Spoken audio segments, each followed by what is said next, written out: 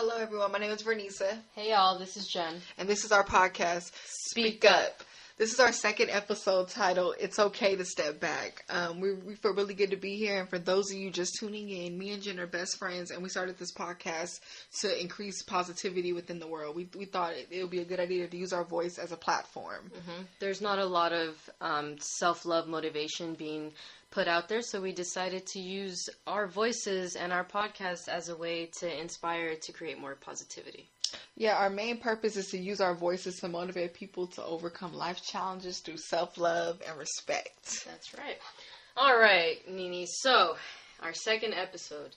Damn, I'm happy to be here. So what are we going to talk about today? I know you said it's titled, It's Okay to Step Back, but what does that mean exactly?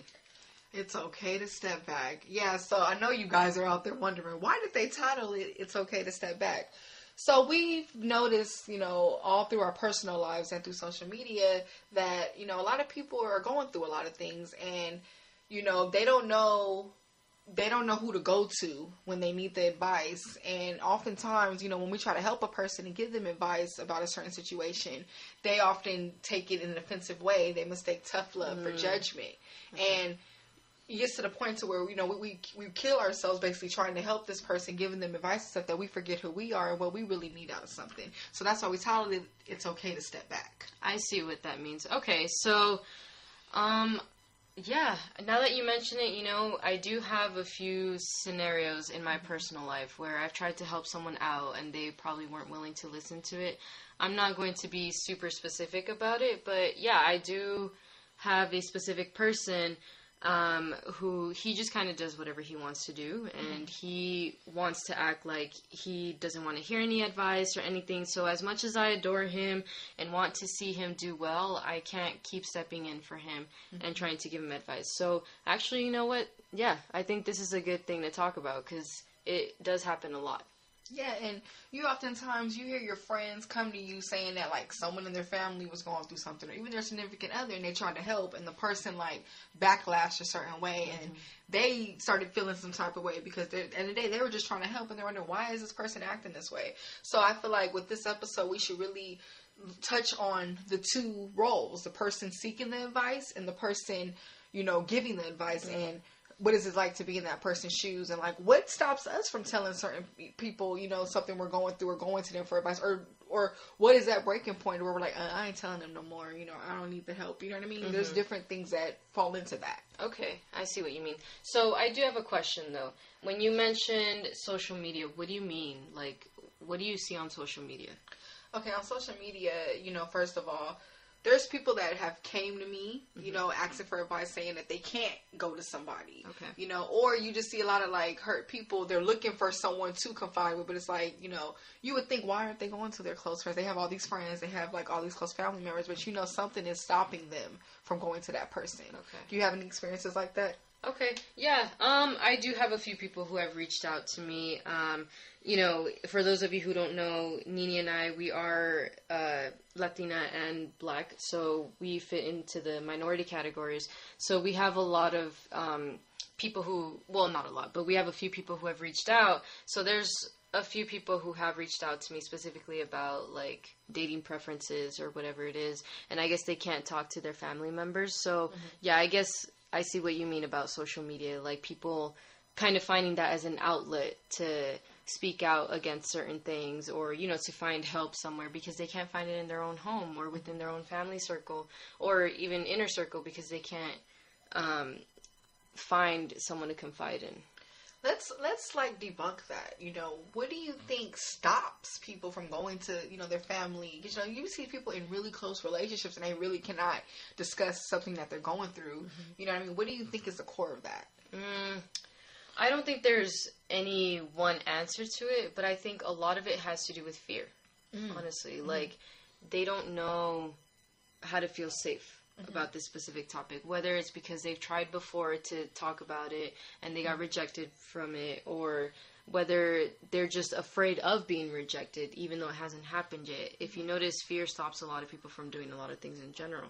So I think if I put myself in their shoes, what would stop me from going to a family member is fear. Fear, yeah. That's a really good one, because I feel like, especially with family, we have certain morals or traditions, you know what I mean? And your family, they're the closest to you, so you care the most about their opinion and what they have to say. But I've had instances where, you know, people in my family have came to me, you know, wanting advice or, you know, wanting to know something, and I tell them and they run off. And it's like, I feel like a lot of people oftentimes mistake tough love and judgment. Because I'm wrong. You can't go to someone that can judge you, you know, say an opinion about you. But then you got people who really love and care about you and care about your best interest, and they're really just trying to help you. So it's like, I hate when those two get mixed up. You know, I ain't gonna lie, I'm a victim of that. There's times, like, you know, I've went to someone, they really were giving me tough love, but I took it because I was so just caught up in what I was doing that I'm like, why are they attacking me? But it's like, no, when I sat back and went through the situation, I'm like, oh, you know what I mean? This is why, you know? And I feel like that's when our title of this, It's Okay to Back Off, comes in, because you could be that person giving the advice, but a person is only going to help, you know, you can't help a person unless they want to help themselves. So if they're at that point, they're stuck in their ways, is what they want to do, you know what I mean? It's okay to step back, because why go out it's okay to go tell them a couple times, try to help them, but if this is a point you're losing, you know what I mean, it's doing too much on you, it's okay to step back, because in the day, that person ain't even trying to help themselves. That's the thing. You can't continue giving advice to someone who doesn't even want to hear it in the first place. You know, I am an extreme believer of tough love. Like, that's what I do for a living, you know, around my friends, you know, family also. Like, I'm the one to give the tough love. But I do notice that sometimes I back off when I receive that tough love as well. And it's not necessarily because, you know, I feel like I shouldn't hear it. But yeah, sometimes I feel like I'm being judged more than anything. But I think at the root of tough love is just that love, you know, and it's showing you that I don't agree with the lifestyle and I don't want to see you go down a dark path. So I'm going to show you what that looks like through my words. You know, I'm going to tell you this is how you're going to end up. And if you're not ready to leave this type of cycle that you're in or anything, I need to back off in that case, because it's only going to make me more angry to continue seeing you go down this destructive path. And you weren't even ready to give it up in the first place. And it is completely true. And I feel like, you know, it's brave for a person to even come at you first, you know, saying whatever they're going through. That's like a sign right there. They know they shouldn't be in a certain situation. But they need help. But then, like, yeah, they're still kind of stuck in it, you know. So I feel like it's okay to back off, and showing support doesn't mean stop showing support for that person. Still be there, be able to answer the phone for them or be there, but don't give too much of yourself when the person, now if the person is really trying to help themselves, they're really seeking those steps, go in for it. Because, you know, just because a person is telling you something, like you always tell me, doesn't mean they're looking for the advice. Like, sometimes the person just wants to talk. Yeah. You know, one of the biggest things I learned in my career field or whatever, is that people have to want to help themselves. That's the number one thing. It's like going to rehab. You have to want to go to rehab, right? So yeah, these people or whoever your family members are or whomever may be telling you something that's going on in their lives, but they're not necessarily ready for you to intervene or, you know, really tell them some shit about themselves. Like, they just want to tell you that this is what I'm doing. So okay, yeah, they reached out to you and they're kind of crying to you for help, but at the same time, if they're not ready to receive that help, what difference is it going to make, no matter how much you're wasting your words and how much time you're investing into this? So this is when you, as the person who's giving the advice or the tough love, you have to ask yourself, is it worth continuing to invest in this situation anymore? Like, I love this person, I'll be there for them when shit hits the fan, but at the end of the day, I also have to protect my mental sanity, because how am I going to continue being the one angry about your situation when you don't even care what's happening to you? Or if you do care, it's not that big of a deal to you.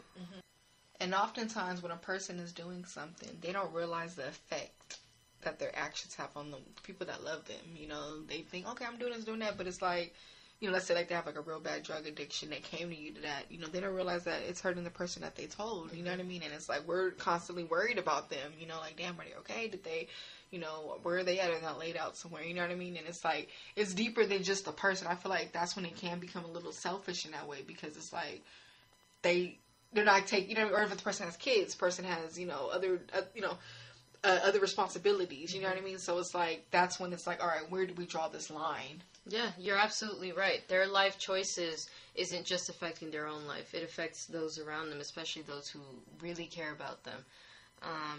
So this doesn't mean that we're going to abandon the people that we love just because we're tired of giving them advice or anything. We're going to continue to show them support, obviously. But I think it's important to know when you need to step back. Mm-hmm. And you got to understand, too, like, when you're coming to somebody, like, needing advice, you need to make sure they're in the mental space to even take it. Because in the day, everyone has their own inner things that they're dealing with, you know, things we have on our minds. So sometimes we might not want to hear, you know what I mean? A person might not be able, at that moment. Doesn't mean they don't love the person. It's nothing you should take personal. But you can at least make sure they're at that stage, too, so they can give you the right advice or give you healthy advice. Because all the times, too, have you ever, like, went to somebody for advice or, like, you know, you're going through something and it's like they're not in the right head, so they just say anything to you or they kind of just, like, shut you up or kind of lash at you, but it's like maybe they weren't or the opposite, too. Mm-hmm. They continue to encourage your destructive lifestyle. Ooh. You know, because they're in that same headspace, they want to make sure you continue to be in that same headspace. They don't want you to grow without them, so they want to continue to keep you where they're comfortable keeping you. You know, you brought up a really good point about being in the right headspace. In order to even receive that advice, you know, recently in the past year, I went through a really bad breakup, and I wasn't in the right headspace at the beginning, you know, for me to start receiving advice. Like, I knew I had to move on, I knew I had to start healing, but I wasn't ready yet. So it took me a few months before I really started to tell myself, you know what, Jen, you need to move on, you need to start healing, because I had to be in the right moment for myself in my head to be like, okay, you know what? Yeah, this is officially over. It's no going back. So I need to just move on with my life. But, you know, this is normal. Like with anybody, it doesn't just have to be a breakup. You can lose a family member or something. But for me, that was my biggest turning point, because I realized, where was I going to go if I wasn't ready to start healing and moving on? So I had to clear my mind in order for me to start receiving that healing power through me. I completely agree, because it's like, I feel like, you know, especially when you have a healing spirit, you got to be A1 to be able to get that back and, like, be able to rejuvenate. Because I even have moments, like, I'm going through something. Sometimes I have to just sit in my room in silence, you know, be with myself. Like, I love my alone time. And it's like, sometimes people will come at me, you know what I mean? And I'm like, I'll get back to them the next day or when I'm ready. And that's okay. That's healthy. Because in the day, I'd rather me give them the right healing advice than just some bullshit because I'm not in the right headspace. Or give them attitude or something. Like, I need to be in the right mind and be clear-minded so I can help. Because I want people to feel good. I want people to grow and stuff. But I got to take care of me first. In the day, take care of you first. That's the most essential part, because if you break down, who's going to be there for you? Nobody. Exactly. No, that's absolutely true. You're such an Aquarius for wanting to spend time by yourself. You are too. It's the Aquarius gang and this right. thing. Yeah, that's what we do. No, but yeah, that's true. Taking care of yourself is number one. Like, you know, just because Nini and I try to help you guys through this, it doesn't mean we haven't needed this encouragement and support for each other. You know, Nini gives me advice all the time. I give her advice all the time, and we go back and forth. And when we don't know what to say to each other, we kind of just listen. And I feel like that's a really huge step also in being in the right headspace for someone. Like, just the fact that you can take in all of their emotions with them. You know, you can cry with them, you can be angry with them, whatever their situation is. That's really important, because you're showing them, you know what, I don't know what to tell you, but whatever you decide, I'm going to be here for you. And we all need that support. Like, you know, having that lonely feeling when your whole world is crumbling down is probably one of the worst things you can ever experience in life. Yeah, and some people there's lonely people who have people all around them all the time, and you don't even know.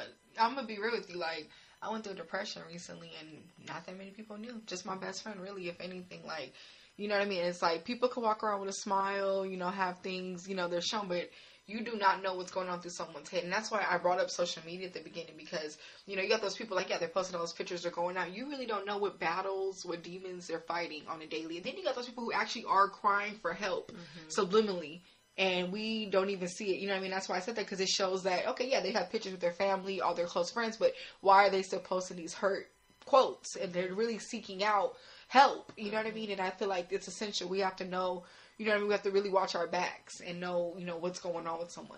Oh my gosh, that is so true. The silent cries for help are no joke, honestly. It's crazy because we are kind of trained to just be strong. Mm-hmm. You know, to don't show emotions, especially men. You know, I feel you guys out there. Like, I'm not, you know, this podcast isn't to bring down men. If anything, it's kind of to talk for you guys, too. You know, we understand that a lot of you are taught not to cry, not to show your emotions to anybody, barely even to yourselves. And that's why you kind of grow into this whole, like, savage mentality or whatever. And then the music we have doesn't help either. But I want you guys to know that it's okay, that we hear y'all, okay? But we need you to allow yourselves to want to be helped. That's the thing. I completely agree that, like, you know, we walk around old and we embrace having a cold heart. And it's like, I understand we're not trying to get hurt, blah, blah, blah. But in the day, it's like, we're emotional creatures. And it's healthy to show your emotion. I'm not saying walk around cry to every girl you meet or every man you meet or whatever. But in the day, you have to show emotions at one point. And it's okay to be honest. Be honest with yourself. Be true to yourself. Like, for example, if you're pursuing a woman and you like her, be honest about that.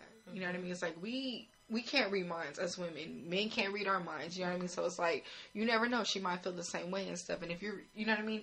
And we're just taught to be, we're trained to, like, no, not showing emotion, not showing we're hurt. You know what I mean? And it's okay to cry. I feel like tears have been shown as a sign of weakness. You have to get that shit out. And whether it's writing, reading, singing, crying, you got to do what you got to do to protect your mental health and your mental peace. Yeah. I'll admit, even for me growing up, it was hard to show my emotions. You know, I grew up in a household where my parents would tell me that no man needed to see my tears. Not even my mother needed to see my tears. You know, so I grew up in my childhood and my teens, even up to my college years, not wanting to cry in front of anybody. And even now, I don't cry just on a random street corner. I think only Nini and my mother have seen me cry, really. But honestly, like, I've learned throughout the years that tears are a sign of healing because you're allowing your soul to kind of purge all of these emotions out, and it's okay to cry. You know, it actually makes you stronger because you're willing to submit to your emotions and you're willing to admit that you actually have them. So when you admit that you have these emotions, you're kind of starting to be ready to admit, you know what, I need help. Yeah, and that's where it starts, and that's the brave part right there. I am such an advocate for being brave and standing up for how you feel, because in the day, when you hold shit in, it's gonna bust later, and that's not what we aim towards. So it's like, it's okay to confide with, you know, find a good friend, good family member. Even you have to find professional help. Somehow find you an outlet to get out those emotions. But we do have to reiterate this as well. If you do find yourself in some sort of toxic cycle, whether it's because of someone or because of yourself, and you realize that you're miserable because of it, even if you're not ready to receive that tough love, the fact that you're reaching out, you have to be aware that you're going to receive that love. Okay? I'm going to have to say this, you know what I mean? A person who's giving you tough love, those are the people that really give a fuck about you. I'm going to be honest, because that shows that they care, whether they, you know, hurt you, you know, like, they're giving you that tough love because they really want you to get out of whatever cycle that is. You know, those person, oh, it's cool. I'm not saying those people don't care about you, but the people that really give a fuck are going to tell you the real. No, you're making a mistake. No, you're on the wrong path.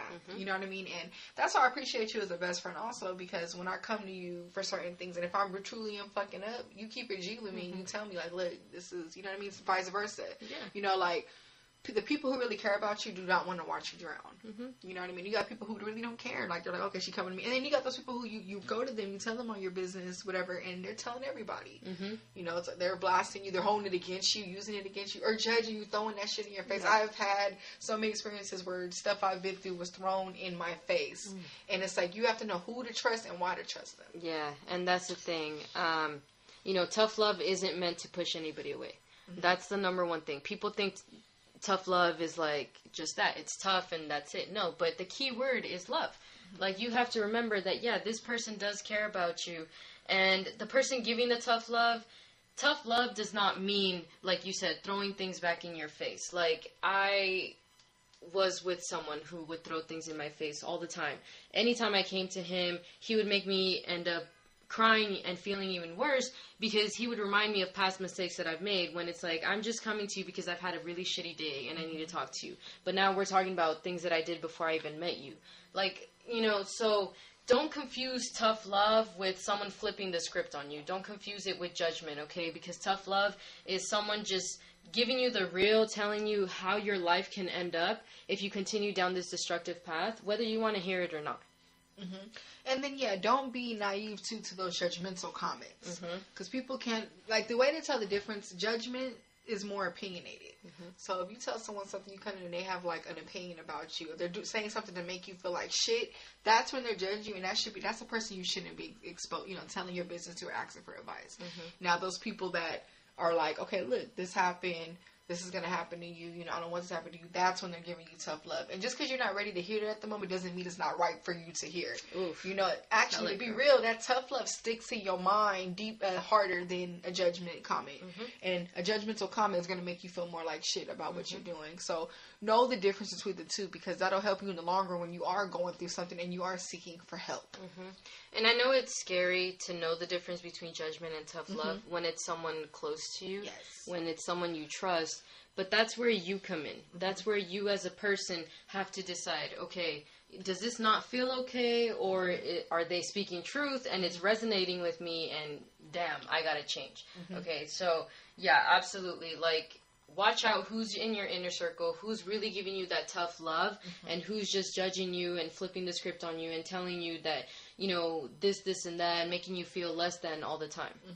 Especially when you got a hater in your circle. I'm going to have to really start there. Them is the worst people to go to for advice, because they're going to be the main ones trying to make you feel like shit about your decision, or act like they didn't go through some shit and really flip it on you and make you feel more like shit about shit you do. Like, I've witnessed some shit like that this year, you know what I mean, with a couple friends, actually, and I had to, like, really cut off, because I'm like, wait a minute, you're just trying to make me feel like shit about what I came to you about when you've made worse mistakes, you know what I mean, but I've never thrown that in your face, you know what I mean, so you have to be cautious about that, because that could hurt you in the long run and make you go deeper into the cycle that you're trying to break, because you're like, fuck it, I feel more like shit, you're just gonna really fall into it. You know what I mean? And those are definitely the type of people to step back from. Like, I think overall that's the message we're trying to give. Like, those who are really judging you, who are bringing that toxicity around, something doesn't feel quite right about their energy, cut them off. And it's okay to take a step back. But also, when you are giving that tough love to someone who you genuinely care about, and they don't want to hear you for whatever reason, they're not ready or something, it's okay to step back too. But it's okay to come back to them and show them support. So I want you guys to start knowing the difference between tough love and judgment, okay? And know the difference between people who love you and people who just love the benefit you bring. Exactly, like, because there's snakes in the grass, and those snakes sometimes can be nice to you until it's time to bite you, and that's when you really need to watch out and take a step back. And shout out to the people out there that really do try to help people and stuff. I know the feeling. I've been a person, like, trying to be there for someone and, wasn't listened to. You know what I mean? So I know how that, I know how to be on both. I know what it feels to be like on both sides of the spectrum. You know what I mean? And both hurt. You know what I mean? But in the day, it's all about healthy relationships and making sure nobody is jeopardizing your mental peace. Help as much as you can, but it's to the point you're running out of air, it's okay to step back. And then when you're seeking help, and it's starting to hurt you more, it's okay to step back. Yeah, absolutely. So I think that was actually a really good topic to cover, honestly. I mean, I don't know if you have any last things to say. No, actually, I feel like we've wrapped that up pretty well. But if you guys have any comments, any questions, feel free to DM us. Email us at speakupjv@gmail.com.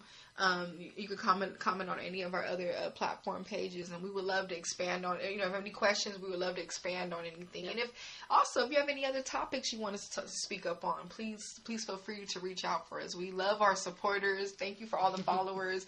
Feel free to shout us out or anything. Like, we really love you guys. Yeah, feel free to spread the love, you guys, because we're willing to spread it with you. So yeah, I guess we'll see you next time. Thank you so much for listening to episode 2. It's okay to step back. Tune in next time for episode 3. Bye, y'all. Bye.